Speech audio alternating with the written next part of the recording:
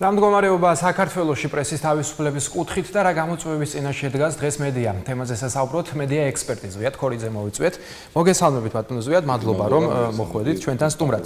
ბატონო ზვიად, ერთ-ერთმა ჟურნალისტმა ჩვენთან ინტერვიუსას აღნიშნა, რომ წლიდან წლამდე მედია ხდება უფრო და უფრო არა თავისუფალი, ასე რომ ვთქვათ და ექცევა რაღაც გავლენების ქვეშ და ხდება პოლიტიზირებული. ეთანხმებით თუ არა ამ მოსაზრებას და რომ გითხრათ, აი თავისუფლების ინდექსი როგორია საქართველოში მედიის კუთხით? საქართველოში შეგინ თავისუფლების ინდექსს არავინ არ ადგენს მედიისა, შეიძლება რაღაც გარკვეული კვლევები ტარდება, რომლითაც ჩვენ საზღვრავთ რამდენად თქვას რაღაც კონკრეტული პრობლემები მედიის წინაშე, მაგრამ საერთაშორისო ინდექსები, რომელიც არის, ეს გვარნახობს, რომ მედია მდგრადობის თვალსაზრისით გვაქვს პრობლემები მიუკერძოებლობისა და ჟურნალისტური სარედაქციო პოლიტიკის დამოუკიდებლობის თვალსაზრისით.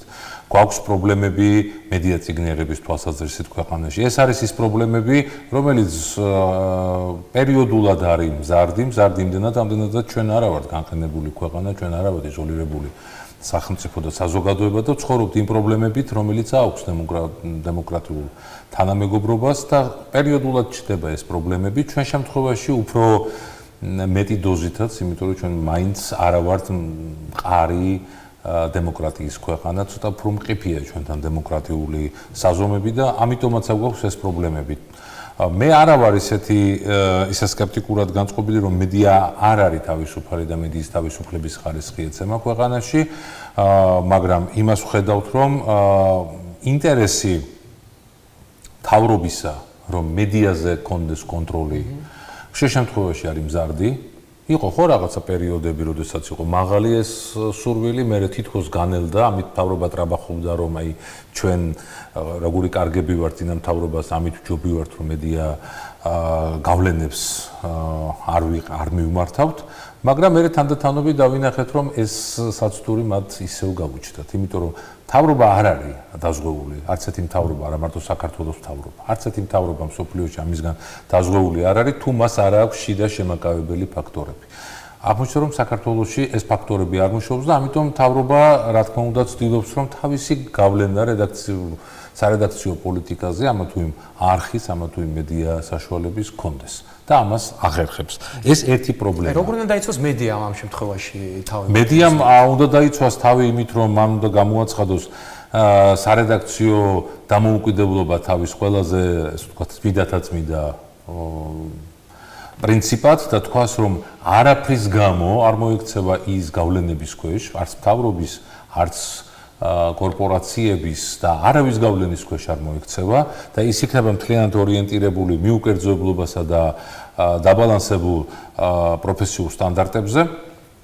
მეორე მომენტია და მეორე სერიოზული პრობლემა, რომ თვითონ მედია როგორ ახერხებს, რომ იყოს მდგრადი. ანუ რამდენად ახერხებს მედია იმას, რომ მან თავისი საქმიანობა გაწიოს და ის უკუგება, რომელიც მოდის საზოგადოებიდან, იყოს საკმარისი იმისათვის, რომ მან თავი შეინახოს. და აი აქ ზუსტადაც უდგას პრობლემა განსაკუთრებით აი ტრადიციულ მედიებს, გულისხმობ ტელევიზიებს, გაზეთებს, რადიოებს, რომ ხშირ შემთხვევაში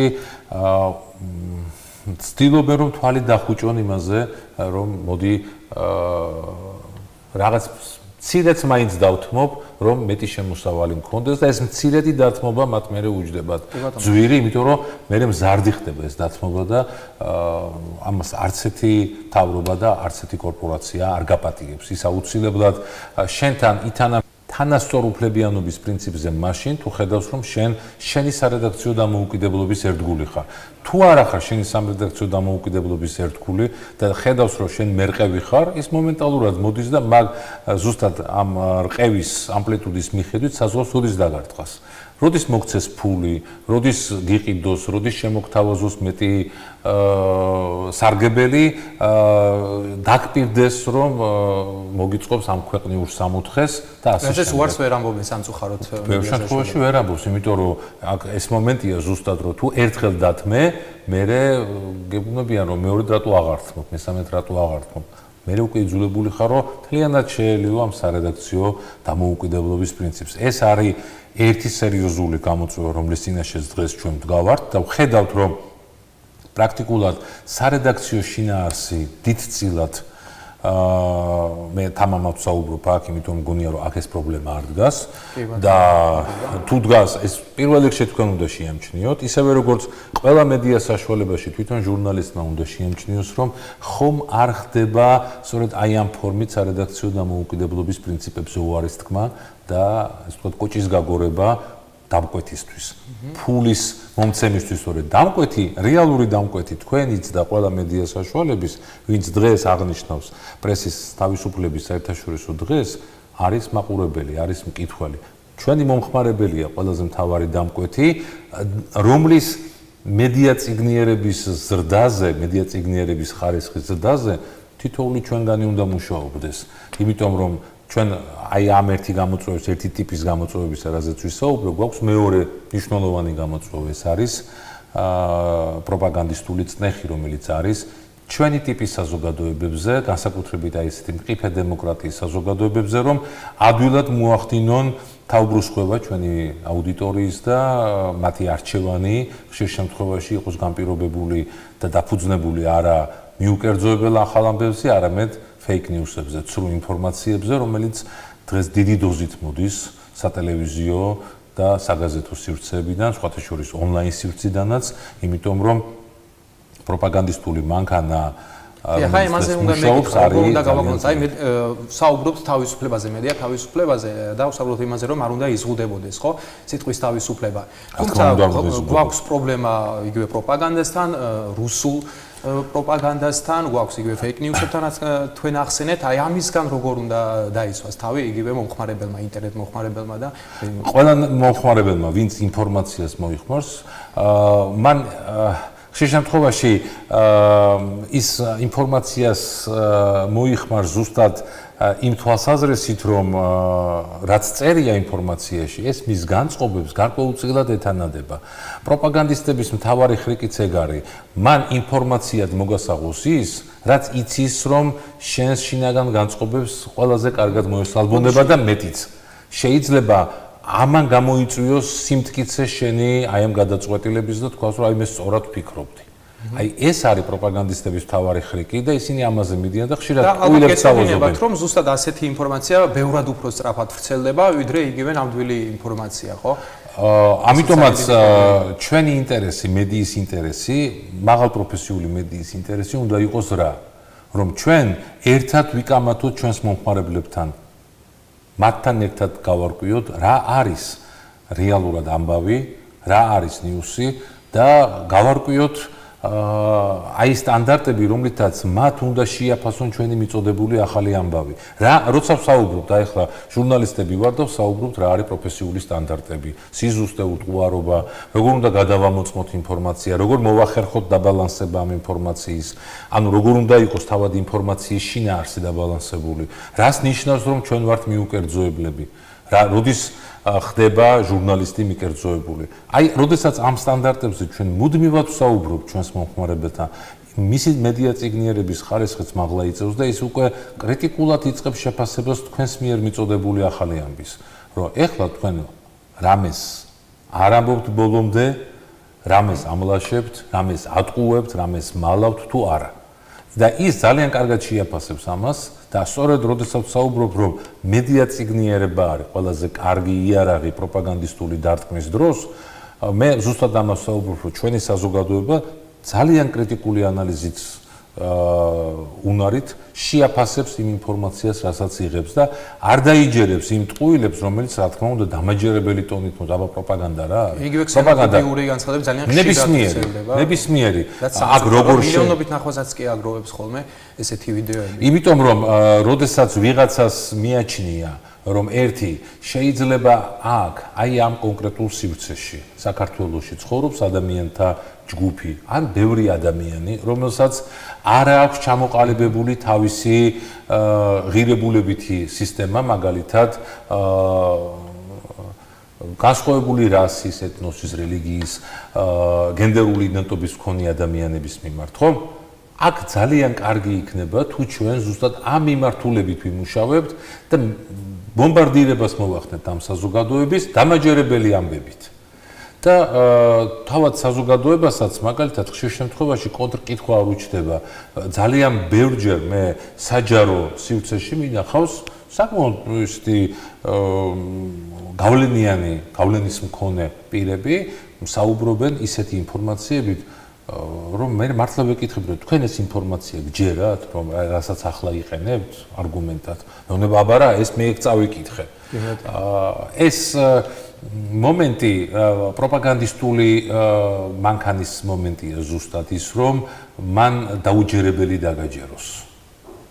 თორემ ის რაც ხდება და რასაც თქვენ აშუქებთ, აუცილებლად თქვენს მაყურებელს, ისევე როგორც სხვა ტელევიზიებისა და გამოცემების მაყურებლებს და მკითხველებს აქვთ ზუსტად კითხვა, რომ აი აქ ეს რამდენად სწორად მოგვაწოდა ჩვენ ახლა ჟურნალისტს. ადრე თუ გვიან, მაინც მე მგონი იგივე ის მაყურებელი, რომელიც ხედავს fake news, ეგრეთ წოდებულს, მაინც ბოლოს ნახავს. მაგრამ ეს ილექება და ძალიან ხშირად ხდება, რომ 4 წლის წინ, 3 წლის წინ რომ რაღაც ესეთი ცრუ ინფორმაცია მინახავს მე სოციალურ ქსელებში, აი 2018 წელს მინახავს, რომ ამ ინფორმაციაზე დაყნობით ვიღაცას დასკვნა გაუკეთებია.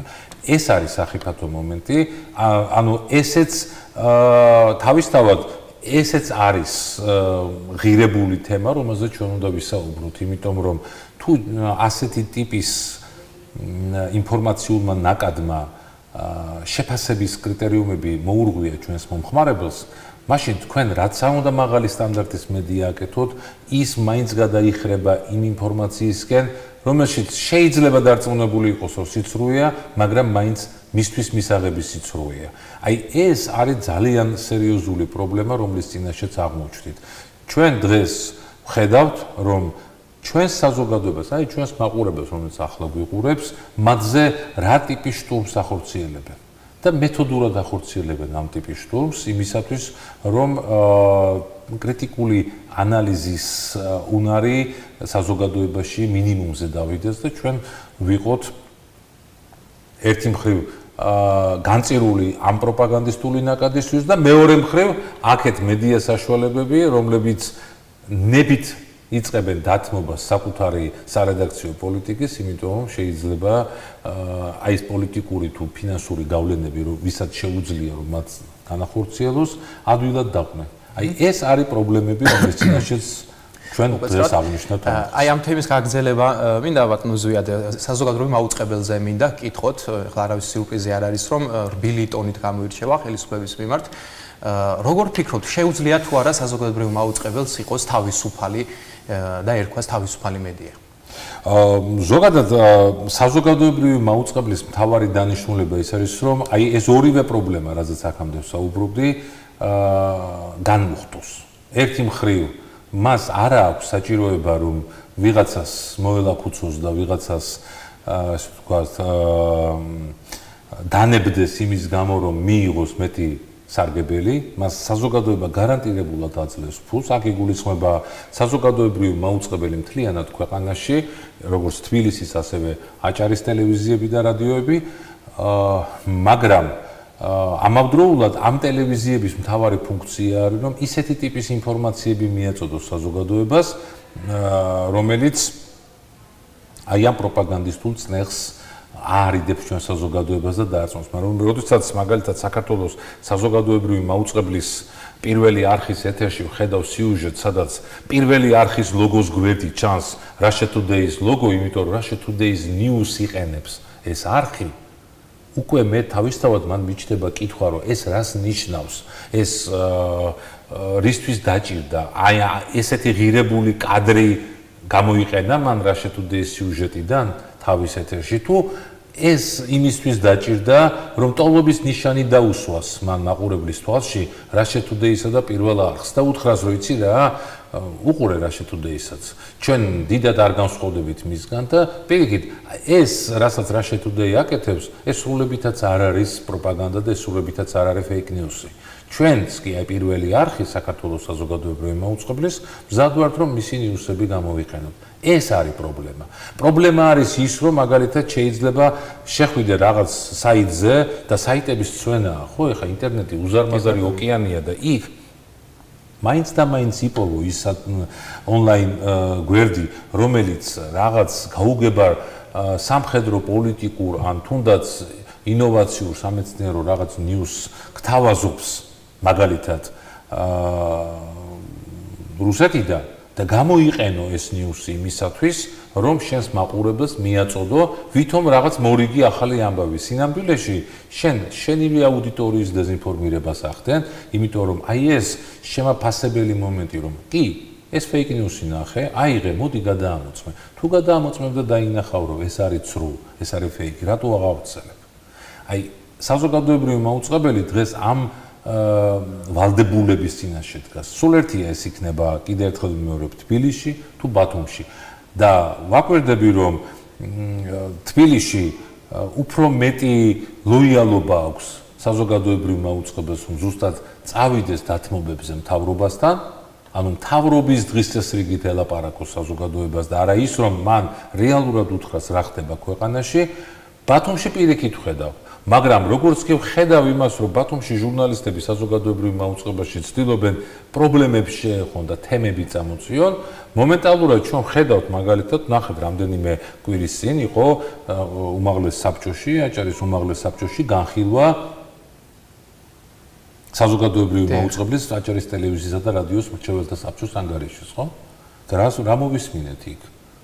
მოვისმინეთ ის, რომ მაგალითად პოლიტიკოსები თურმე იღებენ ჟურნალისტებისგან შეტყობინებას, ეს მართლა შეურაცხყოფელი მომენტია ნებისმიერი ჟურნალისტისთვის, ვინც არ უნდა იყოს, თუნდაც ისინი, ვინც არ მუშაობს საზოგადოებრივი მაუწყებლის აჭარის ტელევიზიაში, ხო, რომ თითქოს ჟურნალისტები იქიდან პოლიტიკოსებს თხოვენ დახმარებას, მოდით გვიშველეთ, ვიღუპებით.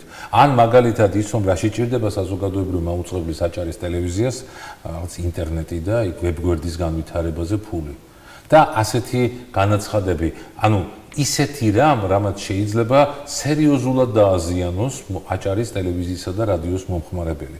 რასამ დღეს ჩვენ იმაზე უნდა ვიფიქროთ, რომ სწორედ ასეთი ტელევიზია და ასეთი რადიო, რომელიც თავისი დაფინანსებით არ არის ჩამოკიდებული არც ადგილობრივ, არც ცენტრალურ მმართველობაზე, ეს არის ფუფუნება.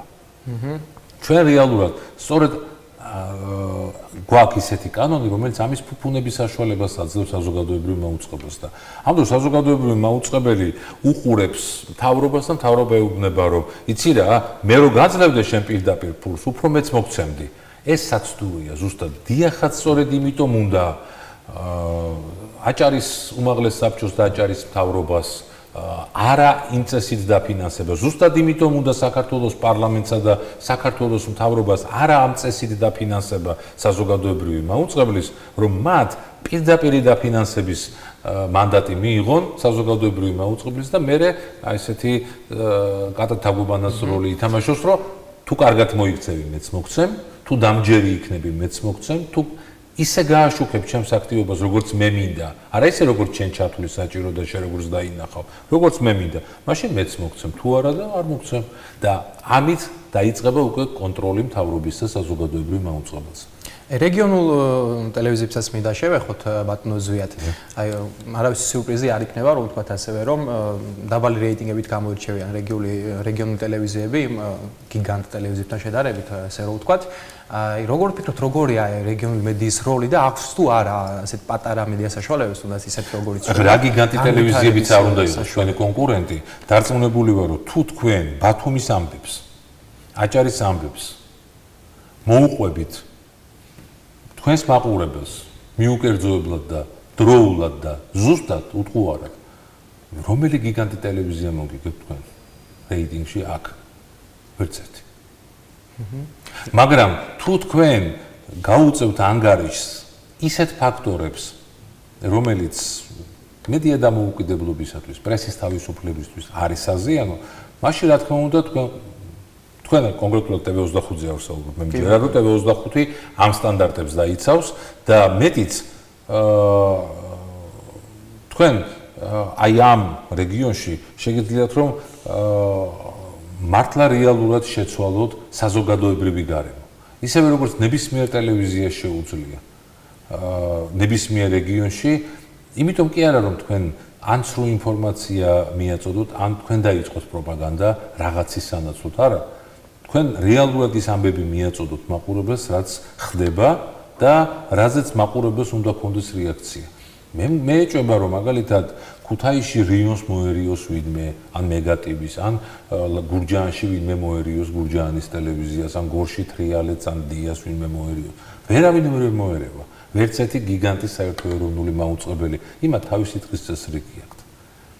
თქვენ უნდა გქონდეთ ალბათ ყველაზე მთავარი დღის წესრიგი თქვენივე აუდიტორიის, ადგილობრივი აუდიტორიის სწორად ინფორმირება და მათი მედია წიგნიერების გაზრდა. თუ თქვენ უფრო მეტად დაგენდობათ ბათუმელი, ხელვაჩაურელი და ქედელი მაყურებელი, გარწმუნებთ რომ ის ასე კრიტიკულად დაიწყებს რუსთავიორის და იმედის ინფორმაციების შეფასებასაც და ადვილად არ დაყვება მაგალითად TV პირველის ან ობიექტივის ინფორმაციებს თუ არ იქნება და კარგად დაინახავს რომ იქ არის უფრო მეტად პროპაგანდისტული ნაკადი ან